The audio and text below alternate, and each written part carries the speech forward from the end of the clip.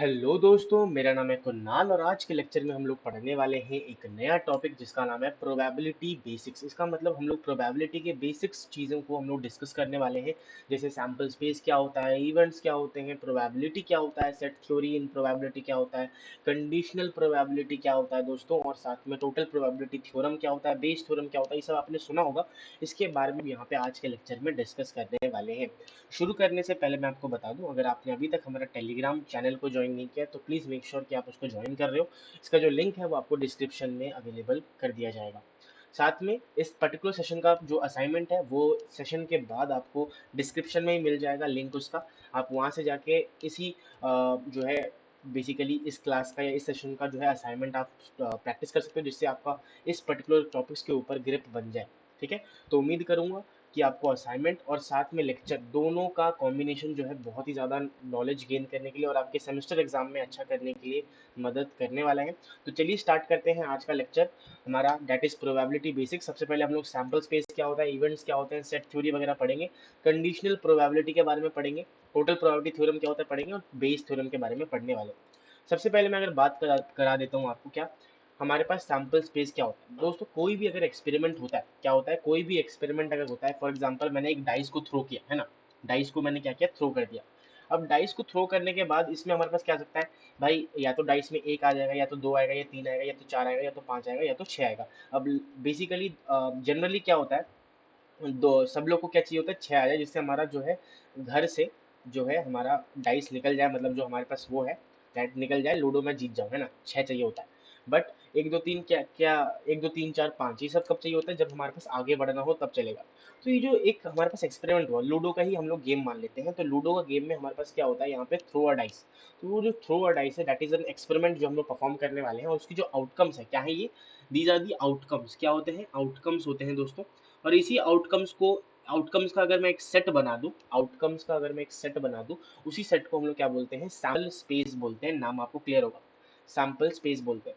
अब मान लेते हैं कि सैम्पल स्पेस हमारे पास क्या हो गया, एक मैंने थ्रो डाइस किया और उसमें वन भी आ सकता है, टू भी आ सकता है, थ्री भी आ सकता है, फोर भी आ सकता है, फाइव भी आ सकता है, सिक्स भी आ सकता है। या फिर आउटकम्स, या फिर इसको सैम्पल पॉइंट्स भी बोला जाता है हमारे पास, है ना। सैम्पल स्पेस के यहाँ पे जितने भी आउटकम्स हमारे पास होंगे उसको हम लोग या तो आउटकम्स बोलेंगे या तो सैम्पल पॉइंट्स बोला जाता है। अब यहाँ पे दोस्तों मैंने क्या किया, मान लेते हैं कि मैंने एक डाइस को थ्रो किया, उसमें हमारे पास ये सब आउटकम्स आ गए, one two three four five six कुछ भी। अब उसमें से मैं बोल रहा हूँ कि भाई मेरे को सिर्फ इवन नंबर कितनी बार आया वो बता दो। तो इवन नंबर क्या क्या हो सकता है गाइस, टू आ सकता है, फोर आ सकता है, सिक्स आ सकता है एक डाइस के अंदर।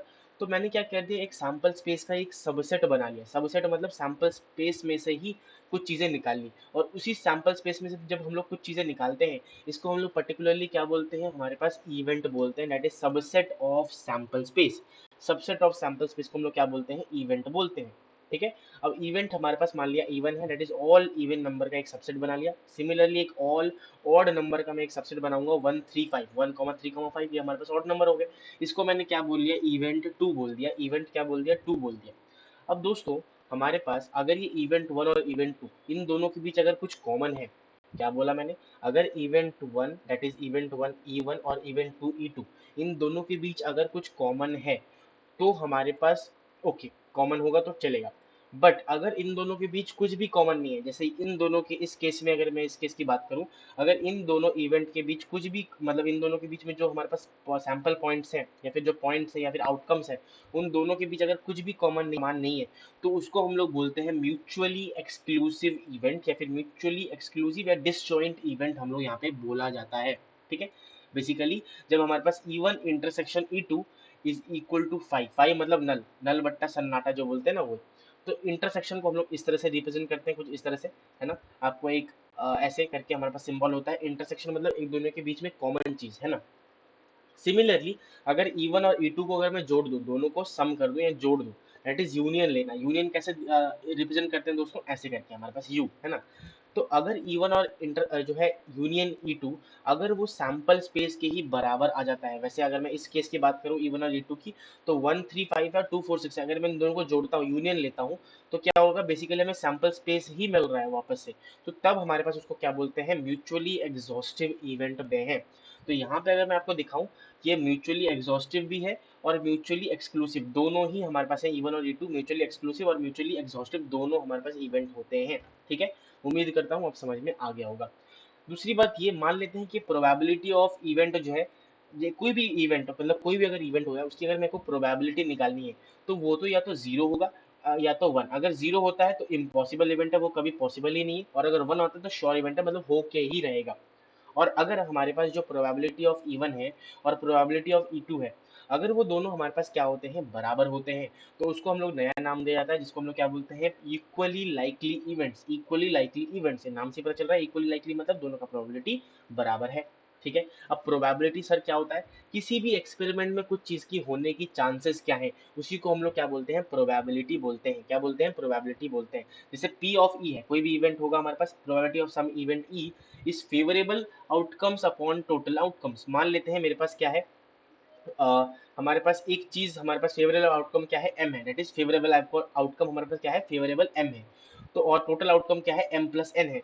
तो इसी को हम लोग m अपॉन में m प्लस n, इसको हम लोग बोलते हैं क्या, इसको हम लोग बोलते हैं probability of event E. Probability of event E. तो उम्मीद करता हूँ इस पूरे जो स्लाइड में जो चीजें लिखी हुई है वो हमारे पास क्लियर होगी। एक चीज व्हाइट में मैंने लिखी थी वो मैंने यहाँ पे क्लियर नहीं की अभी तक, that is complementary.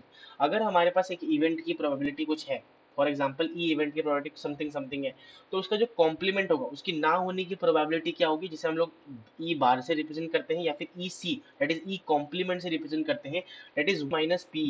Because total probability जो होता है दैट इज वन के बराबर होता है। अब वन के बराबर अगर दोस्तों होता है तो उसकी ना होने की प्रोबेबिलिटी क्या हो जाएगी, वन माइनस प्रोबेबिलिटी होने की। ठीक है, उम्मीद करता हूँ समझ में आया होगा। ओके, अब बढ़ते हैं हम लोग आगे अपने नेक्स्ट कंसेप्ट की ओर। अगर मैंने आपको बता दिया था क्या सैंपल स्पेस क्या होता है, यहाँ पे हमारे पास कुछ भी आउटकम्स जो आएगा कोई एक्सपेरिमेंट में आउटकम्स, उसको हम लोग क्या बोलते हैं, सैंपल स्पेस बोलते हैं।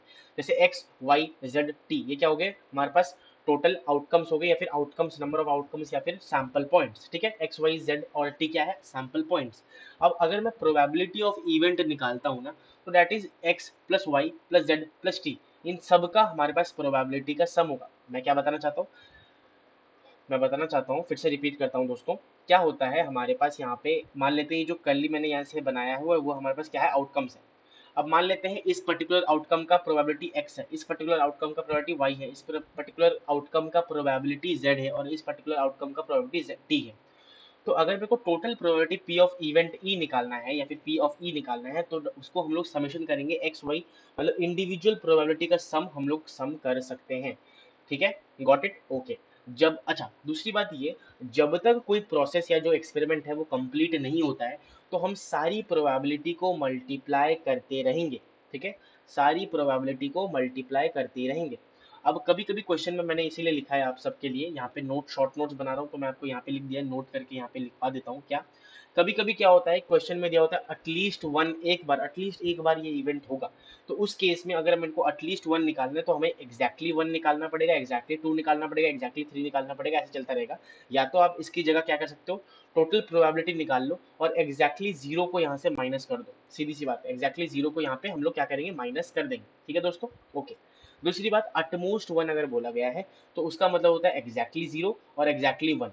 तो अटमोस्ट वन, अगर अटमोस्ट टू हुआ तो एग्जैक्टली जीरो, एग्जैक्टली वन और एग्जैक्टली टू, टू तक जाएगा हमारे पास। अटमोस्ट बोला है ना, तो अटमोस्ट हमारे पास वन तक जा सकता है या अटमोस्ट थ्री तक जा सकता है या टू तक जा सकता है, जितना हमारे पास बोला है। अगर अटमोस्ट टू बोला है तो एग्जैक्टली टू तक जाएगा हमारे पास। ठीक है, तो उम्मीद करता हूँ सैंपल स्पेस और इवेंट क्या होता है इन सब के बारे में आपको बेसिक नॉलेज मिल गई होगी कि भाई ये चीज़ें ऐसी ऐसी वर्क करती है। अब हम लोग ना सेट थ्योरी में एक बार प्रोबेबिलिटी का यहाँ पे नॉलेज ले लेते हैं, बिकॉज बहुत सारे क्वेश्चन में अगर हम सेट थ्योरी का यूज़ करेंगे तो बहुत चीज़ें जो है वो आसान हो जाती हैं। ठीक है, तो सेट थ्योरी में दोस्तों क्या होता है हमारे पास, यहाँ पे सेट थ्योरी की अगर मैं बात करूँ, हमारे पास मान लेते हैं एक इवेंट ए है और एक इवेंट हमारे पास क्या है, बी है। ठीक है दोस्तों, अब इवेंट ए का मैंने एक गुल्ला बना लिया, गुल्ला मतलब सर्कल बना लिया दोस्तों, दैट इज पिंक वाला सर्कल। ठीक है, पिंक से कुछ और इमेजिन मत करने लग जाना। दूसरी बात, मैंने एक ब्लू सर्कल बनाया जो कि हमारे पास ब्लू कलर का बी इवेंट को रिप्रेजेंट कर रहा है। अब एक्स वाई जी जो है वो हमारे पास क्या है, हमारे पास बेसिकली ये पॉइंट्स है, प्रोबेबिलिटी है ए इवेंट की और बी इवेंट की। यहाँ पे सैंपल स्पेस क्या है, सैंपल स्पेस हमारे पास x y z t is equal to one के बराबर है। सम ऑफ प्रोबेबिलिटी हमारे पास x plus y plus z plus t is equal to one के बराबर होगा। अब मान लिया कि प्रोबेबिलिटी ऑफ ए क्या है, एक्स प्लस वाई है, प्रोबेबिलिटी ऑफ ए क्या है, एक्स प्लस वाई के बराबर है। प्रोबेबिलिटी ऑफ बी क्या हो जाएगा हमारे पास, that is z plus y. देखो यहाँ पे ये चीज जो है प्रोबेबिलिटी ऑफ बी को रिप्रेजेंट कर रही है, और ये जो पूरी चीज है वो हमारे पास यहाँ पे क्या कर रहा है, प्रोबेबिलिटी ऑफ ए को रिप्रेजेंट कर रहा है। सिमिलरली अगर मैं probability of A intersection B निकालूं, दैट इज अगर मैं ए और यहाँ पे बी, इन दोनों के बीच में कुछ कॉमन प्रोबेबिलिटी है कि नहीं, उसका प्रोबेबिलिटी अगर मेरे को यहाँ पे निकालना है, तो मैं क्या करूंगा, यहाँ पे देख सकते हो कॉमन क्या है इन दोनों के बीच, दैट इज वाई वाला कॉमन है हिस्सा, तो Y is the probability of A intersection B. और अगर मैं यूनियन निकालूं तो यूनियन क्या हो जाएगा, बेसिकली ए और बी इन दोनों के बीच टोटल हमारे पास बता दो कितना है, that is x plus y plus z आ रहा है ना, x plus y plus z हमारे पास आ गया। अब यहीं पे कुछ क्वेश्चन अब जो है थोड़ा सा कंफ्यूजन पैदा हो सकता है, मैं आपको बता देता हूँ कैसे। अब अगर मेरे को यहाँ पे निकालना हो कि P A intersection B complement बता दो, क्या बोला मैंने, पी ए इंटरसेक्शन मतलब probability of A intersection B complement. अब बी कॉम्प्लीमेंट मतलब ये जो बी है ना दोस्तों, ये हमारे पास पूरा गुल्ला जो है वो रेड में जैसे मैं मार्क कर रहा हूँ वो हमारे पास बी है। अब बी कॉम्प्लीमेंट क्या हो जाएगा, बी के बाहर जितनी भी चीज है, तो अगर मैं बात करूँ बी कॉम्प्लीमेंट की, तो वो हो जाएगा हमारे पास x plus t, x plus t हो गया दोस्तों, या एक्स कॉमा टी है टोटल हो गया हमारे पास। और अगर मैं ए की बात करूँ, ए की बात करूँ तो एक्स और वाई हमारे पास टोटल प्रोबेबिलिटी ऑफ ए है। इन दोनों के बीच इंटरसेक्शन क्या है, मेरे पास एक्स और y है, that is probability of a is x comma Y, है ना, probability of a x comma Y, मतलब x और y को मिला के हमारे प्रोबेबिलिटी ऑफ a मिल रहा है। और अगर मैं b कॉम्प्लीमेंट की बात करूँ तो x कॉमा t आ रहा है ना। तो अगर इन दोनों के बीच कॉमन चीज क्या है, इन दोनों के बीच अगर मैं कॉमन चीज बोलूँ x, हमारे पास इन दोनों के बीच कॉमन चीज है, तो इसका मतलब हमारे पास p of that is probability of a intersection B complement is equal to x, simple सी बात है। तो सेट थ्योरी का अगर आप यहाँ पे इस्तेमाल करोगे तो आपको बहुत चीजें यहाँ पे सिंपल होती हुई दिखेगी, ठीक है। तो और अगर आप नॉर्मल प्रोबेबिलिटी लगाओगे तो बहुत ज़्यादा कंफ्यूजन पैदा हो सकता है। अगर मैं बात करूँ similarly B A complement intersection B complement, इसका मतलब ए कॉम्प्लीमेंट क्या हो जाएगा दोस्तों, ए कॉम्प्लीमेंट मतलब हमारे पास जेड और टी, ए कॉम्प्लीमेंट की अगर मैं यहाँ पे बात करूँ तो जेड कॉमा टी हो गया। सिमिलरली बी कॉम्प्लीमेंट की बात करूँ तो वो हो जाएगा हमारे पास एक्स कॉमा टी। अब इसका इंटरसेक्शन लिया जा रहा है, जब जेड कॉमा टी और एक्स कॉमा टी का इंटरसेक्शन हमारे पास क्या होता है, मतलब कॉमन चीज क्या आ रही है, डेट इज टी आ रहा है। तो इस केस में दोस्तों हमारे पास क्या हो रहा है, जो P सॉरी हाँ probability of A intersection B intersection sorry A complement intersection of B complement is equal to T के बराबर आ रहा है। तो उम्मीद करता हूँ आपको जो सेट थ्योरी है उसका जो मेन आपको फंडा है वो समझ में आ रहा होगा कि सेट थ्योरी से आपको बहुत चीजें सिंपल होती हुई दिखेंगी। अब यहीं पे अगर मैं probability of A comma A and B निकालूं, तो that is probability of A intersection B, जिसको हम लोग पी ए बी भी रिप्रेजेंट कर सकते हैं। और पी एंड का मतलब क्या होता है, इंटरसेक्शन होता है। एंड का मतलब क्या होता है, तो दोस्तों एंड का मतलब होता है हमारे पास इंटरसेक्शन। और अगर मैं बात करूं और का इंटरसेक्शन मतलब और का मतलब होता है हमारे पास यूनियन, और का मतलब होता है यूनियन या फिर प्लस, ठीक है। तो यहाँ पे ये चीज नोट है, आप यहाँ पे इसको रिफर कर सकते हो, ठीक है। अब आगे बढ़ते हैं हम लोग आगे अपने नेक्स्ट कंसेप्ट की ओर, दैट इज कंडीशनल प्रोबेबिलिटी। ये बहुत इंपॉर्टेंट कंसेप्ट है, आपको ध्यान रखना है। कंडीशनल प्रोबेबिलिटी क्या होता है दोस्तों, कोई भी अगर हमारे पास एक इवेंट है, क्या है, कोई भी एक पर्टिकुलर काम हो रहा है, फॉर एग्जाम्पल हमारे पास मान लेते हैं कि जो है आपको कपड़े धोने हैं, ठीक है। तो कपड़ा धोना हो चुका है, मैं एक एग्जांपल ले रहा हूँ, कपड़ा धोना है मेरे को, कपड़ा धोना हो चुका है। अब इसकी प्रोबेबिलिटी बताओ कि कपड़ा धोना तो हो चुका है, अब बताओ कि कपड़ा जो है वो सर्फ एक्सेल से धुला है, ठीक है। मैं किसी का यहाँ पे ब्रांड प्रमोशन नहीं कर रहा, बट मान लेते हैं कपड़ा धुल चुका है। अब ये बता दो, इसकी प्रोबेबिलिटी बताओ कि जो कपड़ा है वो सर्फ एक्सेल से धुला है। इसको हम लोग क्या बोलते हैं, कंडीशनल प्रोबेबिलिटी बोलते हैं, कि कोई एक पर्टिकुलर काम हो चुका होगा, उसके बाद किसी दूसरे काम की प्रोबेबिलिटी अगर हमें निकालनी है, तो उसको हम लोग क्या बोलते हैं, कंडीशनल प्रोबेबिलिटी बोलते हैं। फॉर एग्जाम्पल ए और बी हमारे पास दो इवेंट है, और बी जो है वो हो चुका है, तो इसे रिप्रेजेंट करते हैं हम लोग पी ए स्लैश बी। इसका मतलब जो नीचे लिखा होता है वो काम हमारे पास हो चुका है, तो बी के होने के बाद ए की प्रोबेबिलिटी बता दीजिए। इसको हम लोग क्या बोलते हैं, कंडीशनल प्रोबेबिलिटी बोला जाता है। क्या बोलते हैं, गिवन दैट प्रोबेबिलिटी। और ये वर्ड्स कंडीशनल प्रोबेबिलिटी जहां पे भी लगी कि कुछ स्पेसिफिक वर्ड्स हमारे पास यूज होने वाले हैं, for example given that, provided, already awkward, ये सब जब वर्ड्स आपको कीवर्ड्स दिखेंगे तो समझ जाना कंडीशनल प्रोबेबिलिटी लगने वाली है। मैंने बहुत, क्योंकि बहुत सारे क्वेश्चंस देखने के बाद ये चीजें आपको मिलती हैं, तो दोस्तों इसको ध्यान रखना। कभी अगर लिखा हो क्वेश्चन में given that, provided, already occurred, ये सब चीजें अगर कभी लिखा हो तो समझ जाना कि हमारे पास यहाँ पे कंडीशनल प्रोबेबिलिटी का क्वेश्चन है, तो आपको कंडीशनल प्रोबेबिलिटी लगानी है। मैं फिर से रिपीट करता हूँ, कोई भी एक पर्टिकुलर काम हो चुका है, अब उसके बाद होने के बाद दूसरे काम की प्रोबेबिलिटी अगर पूछा जाए तो उसको हम लोग क्या बोलते हैं, कंडीशनल प्रोबेबिलिटी बोलते हैं। फॉर एग्जाम्पल ए और बी हमारे पास दो इवेंट है, P A slash B, that is नीचे जो लिखा होता है उसको हम लोग क्या बोलते हैं, वो इवेंट हो चुका है। तो बी के होने के बाद ए की प्रोबेबिलिटी बताइए, दैट इज हमारे पास बी हो चुका है, ए की प्रोबेबिलिटी बताइए। इसका मतलब हमारे पास क्या होता है, P A slash B is equal to हमारे पास पी इंटरसेक्शन ऑफ बी और P of B. Basically probability of B कितना है, प्रोबेबिलिटी अगर मैं बी निकालू दोस्तों, that is y plus z is equal to probability of B. और P इंटरसेक्शन ए बी क्या होता है हमारे पास, probability of A intersection B क्या होता है दोस्तों, दैट इज हमारे पास y के बराबर होता है। तो अगर मैं सेट थोड़ी से समझाने की कोशिश करूं तो भी आप यहाँ पे समझ सकते हो। यहाँ पे दोस्तों होता क्या है, प्रोबेबिलिटी ऑफ बी नीचे क्या आएगा, probability of B that is वो चीज हो चुकी है। एंड अब बताओ कि उसके बाद बता दो कि ए होने की संभावना बताओ। तो इसका मतलब पी इंटरसेक्शन ऑफ बी, मतलब जो हो चुका है उसके साथ इंटरसेक्शन ले लेंगे जो होने वाला है ना। तो इसीलिए जो पी ए स्लैश बी होता है that is P A intersection of B upon में पी ऑफ बी। अब बी जो है वो सैंपल स्पेस में से उठाएंगे, उसमें से ए की प्रोबेबिलिटी हमें बतानी है। बी सैंपल स्पेस हो जाएगा हमारे पास इस केस में। बेसिकली अगर एक चीज हो चुकी है तो ए इवेंट के लिए बी जो है वो एक सैंपल स्पेस की तरह काम करेगा। मैं फिर से समझाने की कोशिश करता हूँ, बी के लिए फॉर एग्जाम्पल एक सैंपल स्पेस होगा, बट बी के होने के बाद ए के लिए बी जो है वो सैंपल स्पेस होगा। हो सकता है थोड़ा कंफ्यूजिंग लगे, मैं आपको फिर से समझाने की कोशिश करता हूँ। मान लेते हैं कि एक सैंपल स्पेस है और उसमें बहुत सारे डेटा हैं, और उसमें से मैंने एक बी इवेंट चुना, उसमें से कुछ कुछ चीज़ें लिखी हुई थी और उसकी प्रोबेबिलिटी मैंने निकाल ली। अब ये बताओ कि बी तो हो चुका है, अब हमारे पास बताओ बी के होने के बाद ए की प्रोबेबिलिटी बता दो। अब बी के ए के लिए बी ही तो हमारे पास क्या है, सैंपल स्पेस होगा, है ना। तो इसीलिए जो हमारे पास सैंपल स्पेस होगा या जो नंबर ऑफ आउटकम्स होंगे वो हमें बी से निकालना है। तो इसीलिए ए इंटरसेक्शन बी का प्रोबेबिलिटी अपॉन में पी बी लगता है, उसमें से ए की प्रोबेबिलिटी हमें निकालनी होती है। अब जैसे अगर मेरे को ए स्लैश बी निकालना है, नीचे जो लिखा होता है उसकी प्रोबेबिलिटी लिखेंगे पी ऑफ बी और पी ए इंटरसेक्शन बी। अब यहीं पे अगर पी बी स्लैश ए निकालना होता, ए के होने के बाद हमारे पास बी की प्रोबेबिलिटी बताया जाए, तो that is P B intersection of A upon में पी ऑफ ए। अब इसके लिए बी के लिए हमारे पास ए जो है वो एक सैंपल स्पेस की तरह काम करेगा। ए का सैंपल स्पेस जो है वो ए बी की हमारे पास प्रोबेबिलिटी निकालने में मदद करने वाला है। तो उम्मीद करता हूँ, मैंने बहुत टाइम लगाया है गाइस कंडीशनल प्रोबेबिलिटी के ऊपर, उम्मीद करता हूँ जो पूरा कंसेप्ट है कंडीशनल प्रोबेबिलिटी का वो आपको क्लियर होगा। अब हम लोग आगे बढ़ते हैं नेक्स्ट कंसेप्ट की ओर, that is total probability theorem. क्या बोला मैंने, टोटल प्रोबेबिलिटी थ्योरम के ऊपर हम लोग आगे बढ़ते हैं, ठीक है दोस्तों। अब दोस्तों ये टोटल प्रोबेबिलिटी थ्योरम क्या होता है, ठीक है, अच्छे से समझाता हूँ, अच्छे से आपको समझ में आने वाला है। दोस्तों जो टोटल प्रोबेबिलिटी थ्योरम होता है वो क्या होता है, मान लेते हैं मेरे पास n इवेंट्स है। इवेंट्स क्या होता है, सैंपल स्पेस का सबसेट होता है, और बहुत सारे इवेंट्स मैंने n इवेंट्स ले रखे हैं। E1 हो गया मेरे पास, ठीक है, E1 हो गया, E2 हो गया, E3 हो गया, E4 हो गया, E5 हो गया, एंड चलते जाएगा En तक, ठीक है ना।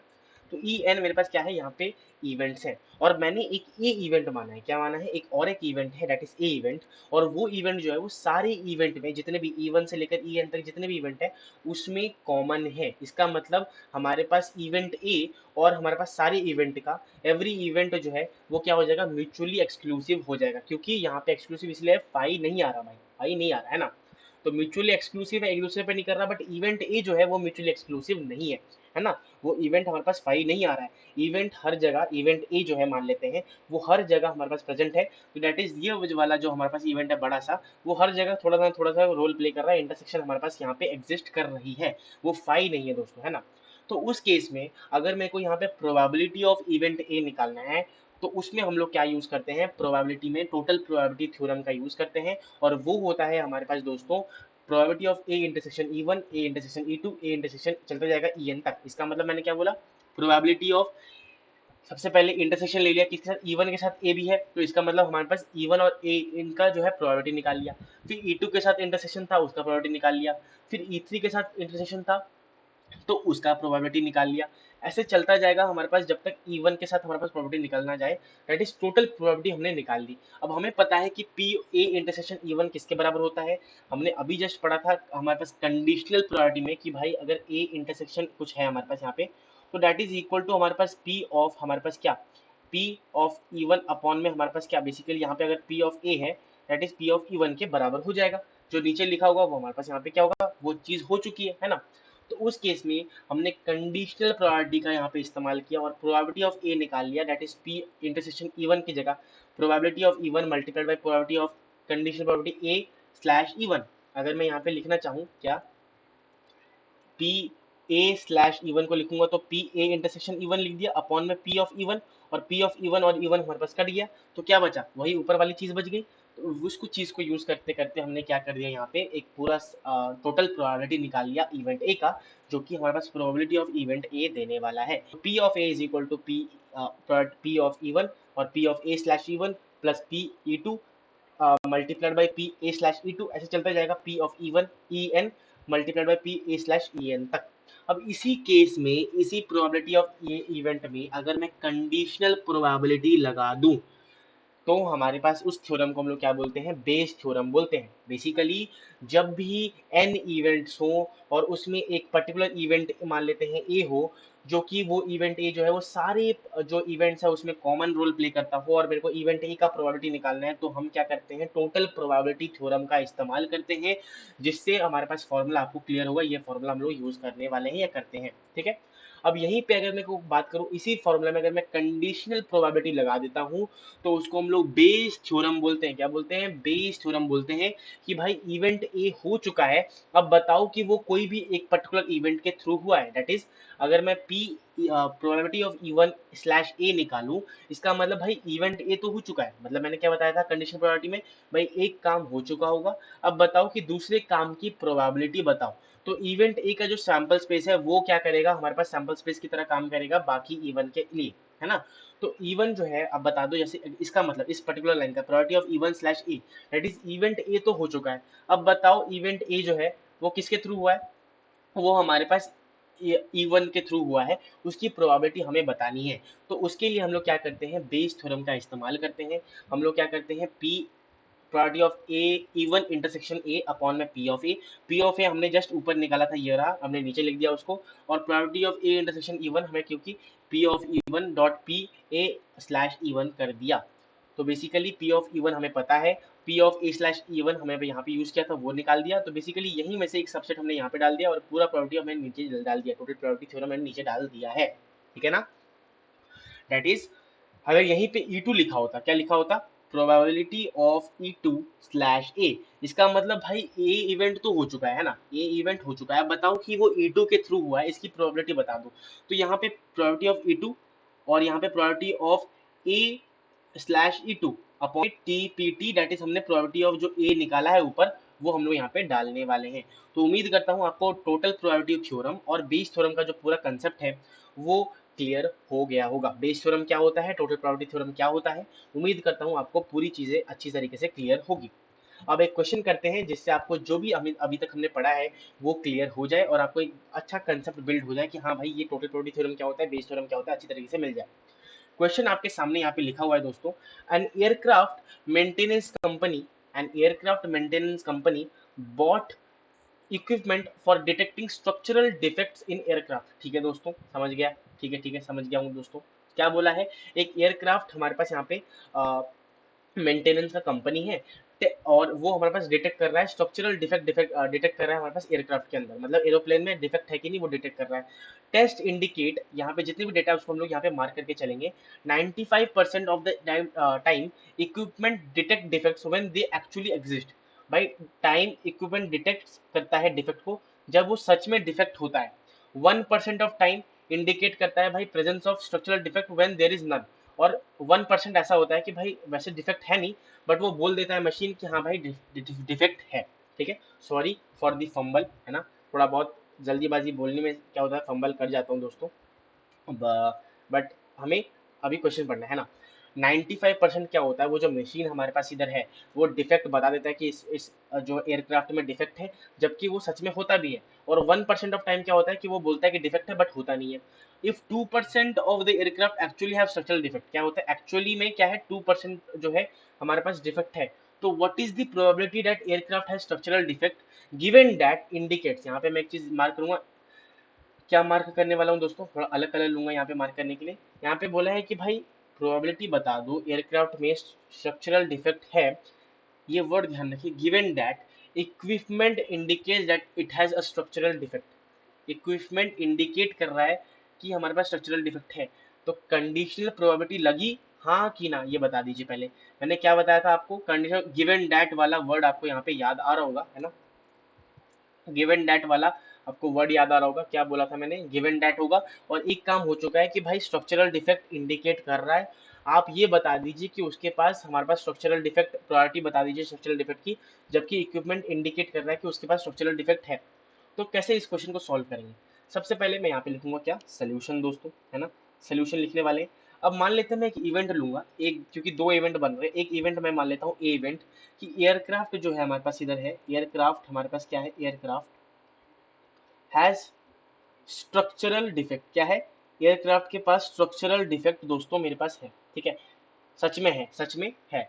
और हमारे पास क्या कर रहा है, बी इवेंट क्या कर रहा है, इंडिकेट कर रहा है बस कि स्ट्रक्चरल डिफेक्ट है, indicate has structural structural defect. ठीक है दोस्तों, दो इवेंट मैंने बना लिए। और यहाँ पे कौन इंडिकेट कर रहा है, इक्विपमेंट इंडिकेट कर रहा है, थोड़ा सा यहाँ पे करेक्शन है, इक्विपमेंट इंडिकेट कर रहा है कि हमारे पास यहाँ पे गलती है या फिर स्ट्रक्चरल डिफेक्ट है। अच्छा, अगर ए जो है वो क्या है, स्ट्रक्चरल डिफेक्ट है, तो ए ऑफ सी क्या हो जाएगा, स्ट्रक्चरल डिफेक्ट नहीं है, डिफेक्ट नहीं है दोस्तों, है ना, डिफेक्ट नहीं है ना, डिफेक्ट नहीं है, इसका मतलब तो यही होता है। तो अगर मैं P ऑफ ए, क्या बोला है, P ऑफ ए निकालते एक बार, क्वेश्चन में दिया है कि नहीं, इसमें बोला है if 2% of aircraft actually have structural defect, इसका मतलब हमारे पास P ऑफ ए दे रखा है, दैट इज 2%, मतलब 0.02 इसकी प्रोबेबिलिटी होगी, है ना, 0.02 इसकी प्रोबेबिलिटी हो गई है। हमें क्या निकालना है दोस्तों, हमें निकालना है, क्या निकालना है कि भाई गिवन दैट एयरक्राफ्ट में सच में हमारे पास क्या है, स्ट्रक्चरल डिफेक्ट है। तो हमें यहाँ पे, सॉरी मैं लिख देता हूँ, टू फाइंड, क्या फाइंड करना है, फाइंड ये करना है, अगर मैं इस पूरे डेटा को एक न्यूमेरिकल चीज में लिखना चाहूँ या फिर इसको डिकोड करूँ, तो हमें निकालना है कि भाई P of A slash B, basically हमें निकालना है कि भाई इंडिकेट भी कर रहा है कि स्ट्रक्चरल डिफेक्ट है, और हमारे पास सच में स्ट्रक्चरल डिफेक्ट है। इन दोनों का एक मिश्रण, इसको मतलब कॉम्प्लीमेंट है कि भाई डिफेक्ट तो है, मतलब वो काम हो चुका है। अब ये बताओ कि उसके बाद सच में स्ट्रक्चरल डिफेक्ट है कि नहीं, इंडिकेट कर रहा है, अब स्ट्रक्चरल डिफेक्ट है कि नहीं उसको कैलकुलेट करना है। तो यहाँ पे पी ए स्लैश बी हमें निकालना है, that is P A intersection of B निकालना है, अपॉन में पी ऑफ बी निकालना है। तो पी ऑफ बी सबसे पहले कैसे निकालेंगे वो देखना पड़ेगा। और हमारे पास यहाँ पे बेसिकली दोस्तों पी ए इंटरसेक्शन बी भी निकालना है। एक चीज मैं अगर आपको बताना चाहूँ, पी बी इंटरसेक्शन ए दे रखा है क्या, इसका मतलब स्ट्रक्चरल डिफेक्ट हमारे पास है, इंडिकेट हमारे पास कर रहा है कि वो हमारे पास है। ये कोई यहाँ पे दे रखा है, यस, क्या दे रखा है, 0.95 हमारे पास इसकी प्रोबेबिलिटी दे रखी है। क्या दे रखा है कि test indicate 95% of the time defect detect कर रहा है, जबकि वो सच में है, ए सच में है और डिटेक्ट भी कर रहा है, दोनों फुलफिल हो रही है। तो ए स्लैश बी हमारे पास 0.95 दे रखा है दोस्तों। ठीक है दोस्तों, तो इसका इस्तेमाल करेंगे, हमारे पास क्या, इसका इस्तेमाल करने वाले हैं और प्रोबेबिलिटी ऑफ बी निकालने वाले हैं। क्या निकालने वाले, प्रोबेबिलिटी ऑफ बी निकालने वाले हैं। प्रोबेबिलिटी ऑफ बी, इसमें हमारे पास क्या लगने वाला है, टोटल प्रोबेबिलिटी ऑफ थ्योरम हमारे पास लगने वाला है। कैसे, मेरे पास ये चीज दी हुई है और मेरे को यहाँ पे इंटरसेक्शन निकालना है, तो उस वजह से हम लोग क्या करेंगे, P B intersection of A plus B P A intersection, हमारे पास क्या हो जाएगा, बी ए इंटरसेक्शन ए सी, है ना।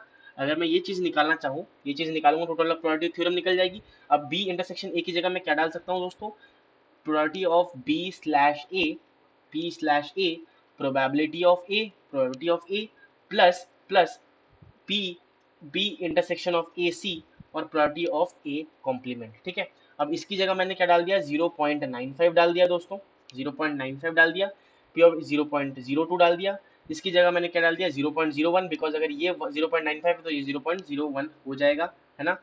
दूसरी बात हमारे पास क्या हो जाएगी, यहाँ पे 0.98, क्योंकि ये 0.02 है तो 0.98 हमारे पास ये हो जाएगा। इसको सॉल्व करेंगे दोस्तों, इसको सॉल्व करने क्या आ जाएगा, पी ऑफ बी आ जाएगा। और पी ऑफ बी को जब हम लोग यहाँ डाल देंगे, कहाँ डाल देंगे दोस्तों, यहाँ इस पर्टिकुलर क्वेश्चन में डाल देंगे, तो हमारे पास यहाँ पे पी ए स्लैश बी आ जाने वाला है। क्या जाने वाला है, आ जाने वाला है। तो उम्मीद करता हूँ आपको पूरा जो सिनेरियो है वो समझ में आ रहा है क्वेश्चन का, कि कैसे इस पर्टिकुलर क्वेश्चन में सॉल्व करेंगे।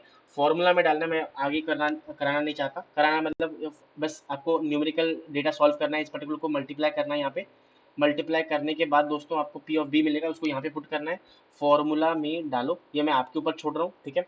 और उसके बाद आपका पूरा जो सवाल है वो सॉल्व हो जाने वाला है। तो this is a very unique and very interesting question और मीडियम लेवल का क्वेश्चन है। Total probability theorem, conditional probability को मिला के हमारे पास ये क्वेश्चन बना हुआ है। तो उम्मीद करता हूँ आपको ये क्वेश्चन और ये पूरा कंसेप्ट जो है that is total probability theorem हो गया, बेस थ्योरम हो गया, कंडीशनल प्रोबेबिलिटी थ्योरम हो गया, कंडीशनल प्रोबेबिलिटी सॉरी, वो पूरी कंसेप्ट आपको समझ में आया होगा। तो अगर आपको ये सेशन जो है गाइस दोस्तों अच्छा लगा हो, मेक श्योर कि आप इस सेशन को लाइक कर रहे हो, सब्सक्राइब कर रहे हो हमारे चैनल को और अपने दोस्तों के साथ इस पर्टिकुलर वीडियो को और लेक्चर को शेयर कर रहे हो। सो दैट्स ऑल गाइस, इसी के साथ आज का जो है हमारा लेक्चर समाप्त होता है। उम्मीद करता हूँ आपको कुछ जानने को मिला होगा, सीखने को मिला होगा और बहुत ही ज़्यादा आपको यहाँ पे मज़ा आया होगा आज के सेशन में। आज का जो असाइनमेंट है इस पर्टिकुलर कॉन्सेप्ट के ऊपर, मैं इसी लेक्चर के बाद, जब लेक्चर हमारे पास अपलोड हो जाएगा, सेशन एंड हो जाएगा, उसके बाद आपको असाइनमेंट आपको डिस्क्रिप्शन में इसी वीडियो के नीचे जाने वाला है। आप उस असाइनमेंट को ट्राई कर सकते हो जिससे आपको पूरा जो कंसेप्ट बिल्डिंग हो जाए और आपको समझ में आ जाए, ठीक है।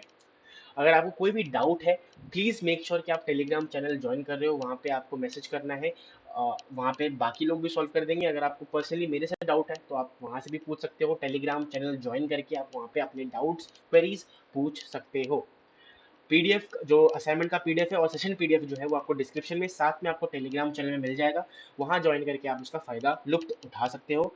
दैट्स ऑल गाइस, ज़्यादा नहीं बोलूँगा, आपको भी पढ़ाई है, अच्छे से पढ़ते रहिए, मुस्कुराते रहिए। Thanks for watching this lecture and please like share and subscribe this channel. अपने दोस्तों के साथ इस वीडियो को शेयर कीजिए।